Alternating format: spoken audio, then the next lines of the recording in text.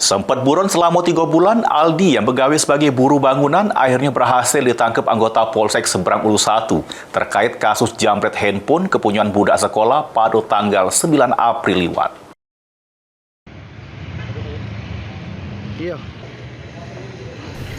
Sesudah sempat buron selama hampir 3 bulan, Aldi yang pegawai sebagai buruh bangunan akhirnya berhasil ditangkap polisi terkait kasus penjambretan HP punya salah siswa pelajar.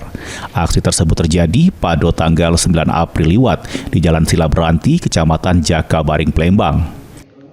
Berewang kawannya Adrian, Aldi diduga sudah meloi korban dari awal masuk kawasan tersebut. Pas jalanan mulai sepi, kedua pelaku langsung mepet motor korban. Adrian yang duduk di belakang ngerampas HP Samsung A04 punya korban, sementara Aldi berperan sebagai joki. Cuma aksi mereka langsung ketahuan oleh polisi yang lagi patroli. Adrian berhasil ditangkap di lokasi, sementara Aldi ngelarikan diri ke jeruh rebo-rebo di kawasan Jalan Panca Usaha. Aldi akhirnya ditangkap pas sedang begawe sebagai buruh bangunan di kawasan Seberang Ulu. Dari hasil penyelidikan, polisi sudah mengamankan barang bukti handphone punya korban dari tangan Adrian yang sudah ditangkap duluan.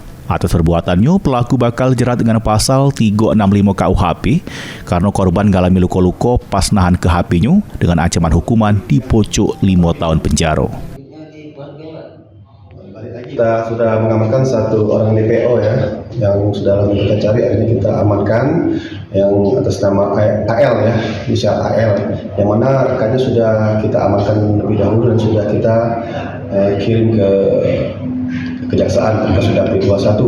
Namun DPO tetap kita cari dan akhirnya kita sudah mengamankan pelaku bernama Aldi. Modus yaitu dengan cara menjamret ketika korban di atas kendaraan bermotor, salah satu korban sedang berboncengan dan salah satu korban sedang bermain HP. Ketika itulah dipepet oleh pelaku dan dijamret oleh pelaku. Suryadi, PAL TV.